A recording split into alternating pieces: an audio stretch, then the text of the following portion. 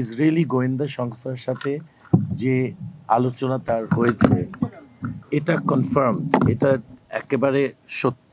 আমাদের প্রবাসী অধিকার পরিষদ থেকে অনেক টাকা আসে, সেই টাকা কোথায় যায়, কে নেয়, কোথায় খরচ হয়, এই হিসাব আমি চাওয়াতে ও আমার উপরে রেগে গেছে।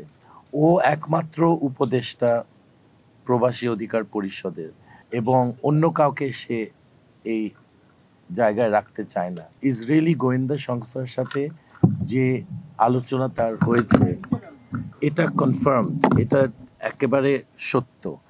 এটা আমি বলার পর আমি চেক করেছি, দুবাইতে যারা গাড়ি চালিয়ে তাকে নিয়ে গেছে ওই জায়গায় তারাও কনফার্ম করলো, এবং বললো যে আমাদের তো দুবাই পুলিশ এ ব্যাপারে জিজ্ঞাসাবাদ করেছে, আমরা সত্য কথাটাই বলতে হয়, কারণ দুবাইতে না হলে ওরা কন্ট্রাক্ট ক্যান্সেল করে দেয়। পুলিশের সাথে মিথ্যা বললে এটা যদি প্রমাণিত হয়, এটা খুব মারাত্মক অপরাধ দুবাইতে, বুঝতেই পারছেন যারা চাকরি করে। ওরা বলে দিয়েছে যে হ্যাঁ দেখা হয়েছে, সে একটা জায়গায় একটা কফি শপে, দুবাই আর শারজার মাঝখানে একটা কফি শপে হঠাৎ থামতে বলল, ওখান থেকে বের হলো মেহেদি সাফাদি বলে একটা লোকের সাথে, তারা তাকে খবরের কাগজে দেখেছে এবং বারান্দায় ছবি তুলেছে, এটা সদস্য সচিবের ফোনে তুলেছে, এবং একটা কালো ব্যাগ নিয়ে বের হয়েছে। এগুলি তারা বলেছে। কালো ব্যাগে কি ছিল আমি জানি না, তো এটা আমাকে জিজ্ঞেস করে কোনো লাভ নেই, আমি আন্দাজও করতে পারি না।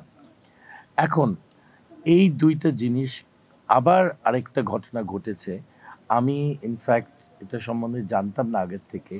প্যালেস্টিনিয়ান রাষ্ট্রদূত সে কনফার্ম করলো যে একাধিকবার নুরুল হক নূর দেখা করেছে ইসরায়েলি গোয়েন্দা সংস্থার সাথে।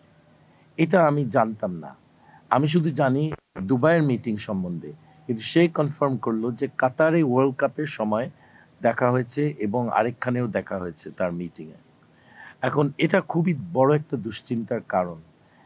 অন্য দেশের সাথে মিটিং, নরওয়ের সাথে বা জার্মানির সাথে বা মালয়েশিয়ার সাথে, এটা কিছু বলার নাই আমার, কিন্তু ইসরায়েলের সাথে মিটিংগুলি এগুলো খুব রহস্যজনক, এবং আমাদের দেশের মানুষ এটা ভালোভাবে দেখে না।